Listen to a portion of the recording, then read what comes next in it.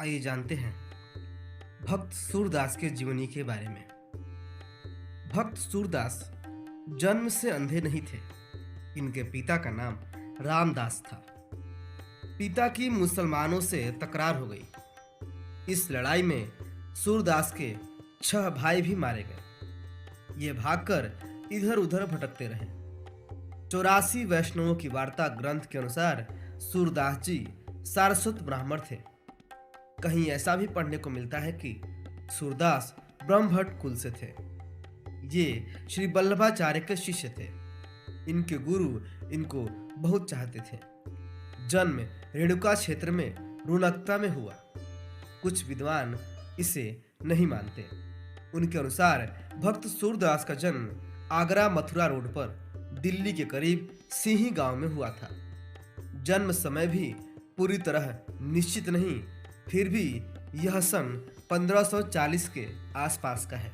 गाज घाट पर गुरु श्री वल्लभाचार्य जी के निर्देश का पालन करते हुए इन्होंने श्रीमद् भागवत की कथाओं को पदों में गाया। इन्होंने 1.25 लाख पद लिखे, मगर इनमें से अब काफी कम उपलब्ध हैं। भागवत के 10वें स्कंध की कथा मुख्य रूप से इनके पदों में देखी जा सकती है। जब पिता एवं 6 भाइयों की मुसलमानों के साथ जंग हो रही थी, ये बच निकले थे। जंगली रास्ते पर अंधेरे में पता नहीं चला और कहीं सूखे कुएं में गिर पड़े। 6 दिनों तक वहीं पड़े अपने गिरधर को याद कर पद गाते रहे। भगवान कृष्ण ने अपने इस भक्त की सुध ली। 7वें दिन आ पहुंचे दर्शन देने। तब इन्हें कुछ नजर नहीं आता था। भगवान को देखने की व्यग्रता थी। भगवान ने दृष्टि दी, अब वह देख सकते थे। भगवान ने वर मांगने को कहा। सूरदास ने कह दिया, मैंने जिन आंखों से आपके मनोहर दर्शन किए हैं, ये आंखें अब और कुछ भी किसी को भी ना देख सके। और इसी के साथ आंखों की ज्योति चली गई।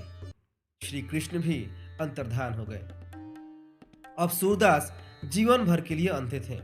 लोग आंखें मांगते हैं, भक्त सूरदास ने न देख सकने की भक्ति मांगी। श्रृंगार और वात्सल्य जैसा सरस और निर्मल स्रोत सुर सागर में बहा है, वैसा अन्य कहीं नहीं। सूरदास की उपासना सख्य भाव की है। तुलसीदास जी सूरदास को उद्धव का अवतार मानते हैं।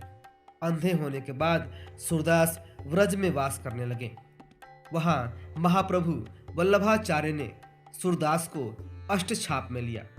आंखें थी नहीं, पद बना तो लेते, मगर ये लिखे कैसे जाते। इसके लिए विद्वानों का कहना है कि इनके साथ स्थायी रूप से एक लेखक रहता था। जैसे ही ये पद, गीत, भजन कोई भी तुकबंदी करते, वह लिख लेता था। कभी कभार तो जब लेखक साथ न होता, भगवान श्री कृष्ण उनके लेखक का काम करते। है ना कमाल की मित्रता दोनों में। एक बार सूरदास को लगा कि जो बात उनके मुंह से निकलती, लेखक पहले ही लिख लेता है। क्या भगवान के सिवा और दूसरा कोई ऐसा कर सकता है? बिल्कुल नहीं। इनके भजनों में राधा कृष्ण के प्रेम का सजीव चित्रण हुआ है। संवत 1620 के आसपास सूरदास जी पारसोली गांव में श्री कृष्ण के अखंड रास में हमेशा के लिए लीन हो गए।